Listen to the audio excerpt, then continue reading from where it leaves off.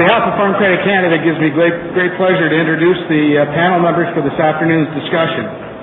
First is Mike Callicrate. Mike has been a rancher and cattle feeder in northwest Kansas, probably best known as an outspoken advocate against consolidation in the beef industry. Mr. Callicrate has developed a unique beef processing system and a ranch direct marketing program that provides high-quality beef to customers and fair profits to ranchers. He began his battle against corporate concentration in the livestock sector in 1996 when he testified before the Secretary of Agriculture, Dan Glickman's 21-member panel in Washington, D.C. He is currently the lead plaintiff in a national class action antitrust lawsuit against Tyson IBP. Thank you. I really appreciate the opportunity to be here and speak with you. We have a lot of common interests in the United States and Canada agriculture. I'll share some of my thoughts. In the United States, we're in very serious trouble in agriculture. We've got a disappearing industry. We are now close to being, if we aren't, a net food importer. We are importing 20% of the beef, in fact, that we consume, and we've got people leaving the land in exodus. How can farmers fight back? That's the topic for this panel today. And I believe that we can fight back. I've got some examples of how I have fought back and how organizations in the United States have fought back. And I think it's going to take a systematic approach. First of all, we have to realize how bad concentration and consolidation has gotten in the world, not just in our own countries, but throughout the world. And I believe that the greatest threat to any human society in our history has been concentration of power and wealth in the hands of a few. Go back as far as you want to go back.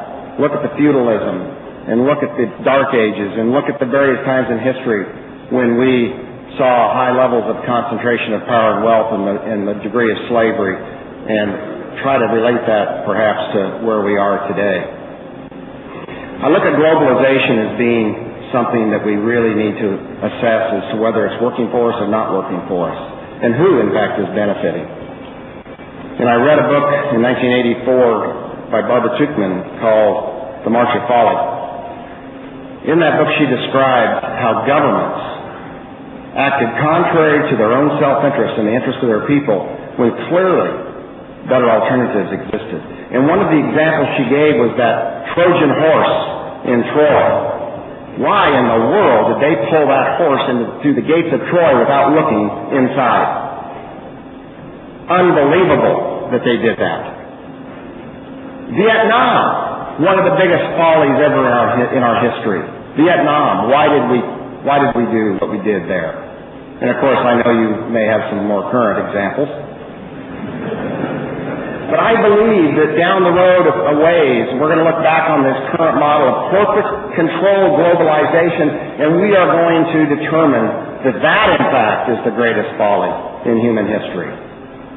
But we have to get close to it to see the problems. Never before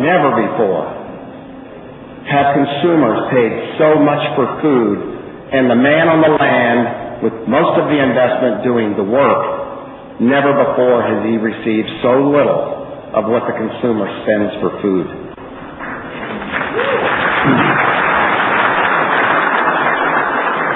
A very good friend of mine by the name of John Helmuth, who was the advisor to the House Ag Committee back in the 80s, late 70s and 80s for Neil Smith, the chairman of that Ag Committee.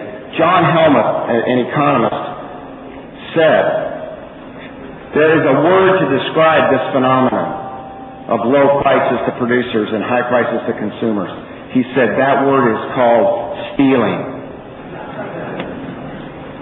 And we know that the more pressure we apply to get that money back and to get a fair deal at that farm and ranch gate, we know that the more pressure we apply, the more resistance we're going to face in every single way. We passed legislation for mandatory price reporting in the United States, and yes, we win it, we get it. And the meat packers and their partners at USDA, actually their employees at USDA, write the rules. So now we have more price reporting than ever before with less price information. going to the seller of livestock. We have to restore the importance of farming and food to society, all around the world and in every country. Agriculture is different, food is different. We import oil, 40% of the oil that we need in the United States, we import that. But why in the world would Canada or anyone else want to be dependent upon foreign countries for their food? Don't you need to be self-sufficient from a sovereignty standpoint and a security standpoint? Don't you need people on the land that will preserve it and care for it and leave it better for the children that follow? It was St. Paul that said, "The husbandman and the laborer shall be the first partaker of the fruits." Where do you suppose that is inscribed? Above the portico of the USDA building in Washington, D.C. Our Secretary of Agriculture walks through that door every day and has long since forgotten it and what it says and what it means, as he listens to big agribusiness tell him what to do and what is in their best interest, not the farmer and the man on the land. That has to change. We have to protect farming and food interests in our countries. We have got to get Wall Street and other exchanges out of the food business. I suggest food should be local as much as possible, and I'm the first one to eat a banana in the morning, and I'm the first one to love a great cup of coffee, realizing we need trade. The trade has to be fair, and we don't want to end up like the coffee growers of the world in dire poverty.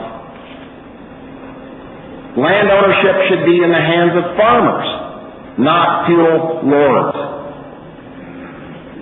not people with money demanding an excessive and an unreasonable return from your labors. You only have to look at Ireland to see how well export agriculture has worked. 160-some years ago, when that Ireland farmer was driven from his land by the English lords, over 1 million of them died of starvation, while 20 miles away, the folks in England were fat and happy. We cannot become dependent upon export business to maintain our agriculture. Export should be for excess, and it should never depress the prices in countries that it's exported to and your own country. We should promote and encourage and support and protect local markets. We've got to legislate that. We simply cannot drive everybody to the bottom. Would you put that slide up for me, please?